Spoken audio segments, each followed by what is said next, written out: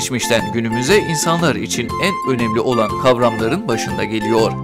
Bütün toplumlar tarih boyunca bu kavramın hayat bulması için gösterdiği çabayı halen sürdürüyor.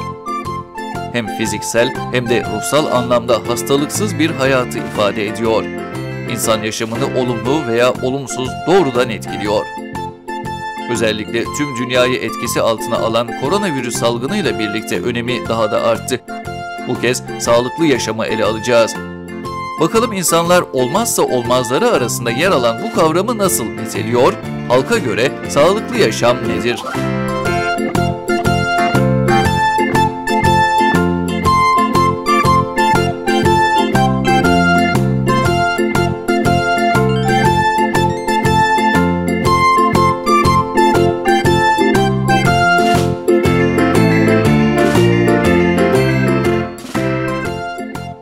Sağlıklı yaşam nedir? Sağlıklı yaşam her şeyi akışına bırakmak lazım.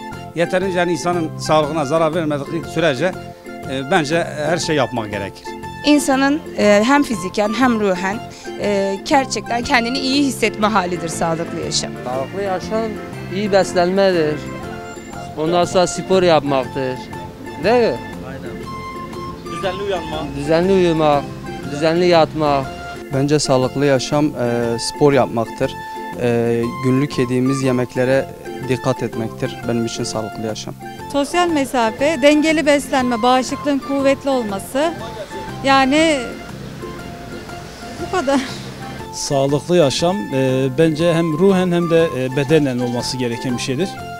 Yani şu anki şartlarda o ikisi de mümkün değil bence. Bence kendi fikrim sağlıklı yaşam insanın kendisine saygısıdır önce. Kendisine saygılı olan bir insan kendini temiz tuttuktan sonra çevresine de zarar vermez. Yaşam yok ki sağlık olsun yani. Bu hayatta sağlık diye bir şey yok bence. Organik şeyler yemek, sebze, meyve, kaymak hep organik olacak, sağlıklı budur. Sağlıklı yaşam demek, sağlıklı hayat sürdürmek demektir. Bence sağlıklı yaşam yürüyüş yapmaktır.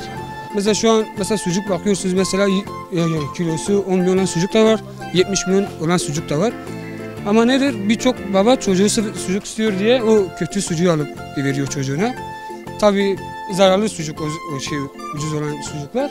Yani insanların maddi durumu iyi olduğu zaman daha iyi besleniyorlar. Ve buna bağlı olarak da daha iyi bir sağlıklı yaşamları oluyor. Sağlıklı yaşam dengeli beslenme, düzenli uyku,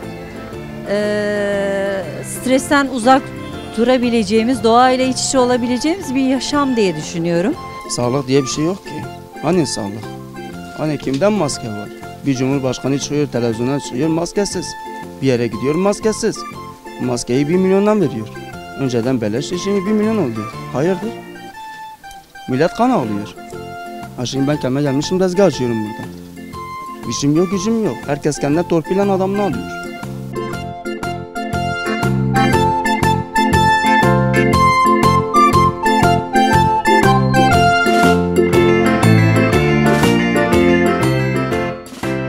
Spor yapmak, dengeli beslenme, temizlik ve insanların kendine saygısı.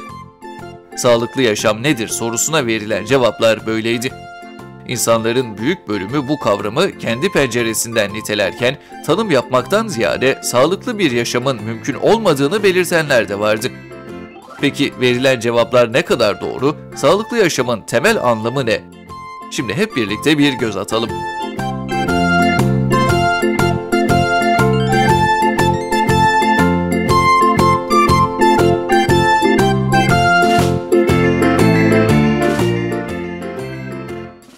Sağlıklı yaşam, insan vücudunun hasta ve yorgun düşmemesi, zinde olması şeklinde tanımlanır.